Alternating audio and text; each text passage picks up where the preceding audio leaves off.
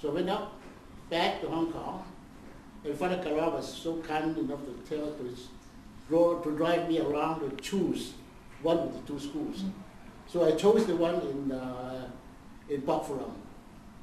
And I went in this school with only 4 walls, nothing else. And then 2 years, got the school in shape. And then I said, time to go.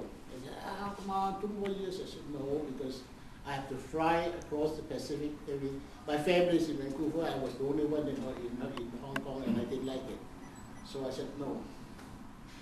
So back to Vancouver in 74, 84. And then after that, I thought I was happy, really enjoying my retirement. And before you know it, my third retirement was in 1988. I was called back by a local community college to represent them in the Far East. So at that time, my mentality was, I've been doing this for the Catholic schools for so many years. It's time to test my ability to do non-Catholic institutions and see what happens. So I said, okay, I take the job, but Hong Kong is a hardship case. You must pay me well. And I said, I have to go home to visit my family from time to time. So they promised me to give me 4 return trips for me and 3 for Rosanna every year. So I did it for a few years, and I recruited about, when I started, they had 30 students. In a matter of 2 years, I got it to about 350 students going to that community college. So the government was making about $5 billion a year for that.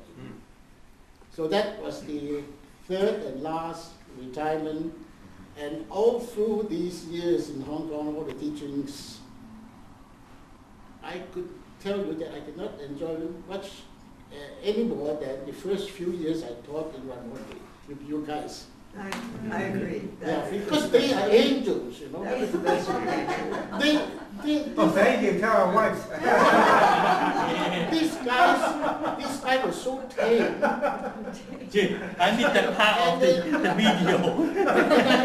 Make sure you send it to me and tell I our could wives. see them. Put it on the internet. They all got good brains, you know, and a good nature. I never had any trouble with that, you know. So while Evelyn was offered a university job, you know, I was getting an offer from New Asia College also after my first year. And Father Kara said, come on, you forget that, you stay here, you know. So I said, I don't like to travel to Kowloon every day. You know? Raimondi was next door to me. So I said, okay, I'll stay. That was geographical reason. I think we must hear where you go. Yeah, we have to go. Because we have to vacate by 7. I have to give up the room too, but I want to make a little tribute here to this wonderful man. You know, he was a troubleshooter in schools that were failing, really. And the bishops could call on him to do that. It's not the way to make a personal career. Think what it does to your whole record when you go applying for the next job. He's been from school to school to school to school. What's wrong with this guy? The Rolling You Stone. know? And the whole thing is that he was obedient to the bishop and true to the church and was ready to take impossible jobs and create something out of nothing. And I think that is just, this to me, I mean, to do something for God is a marvelous career. I'm proud of the Raimondi Boys, and some of you have been, have world renown. I know Anthony does, Peter does, a few others of you probably too, maybe.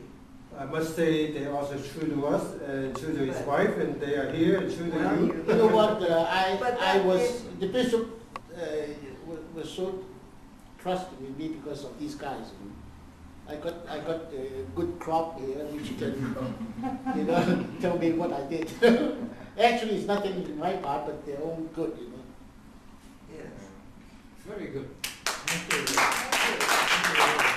bathroom across the hallway, and I think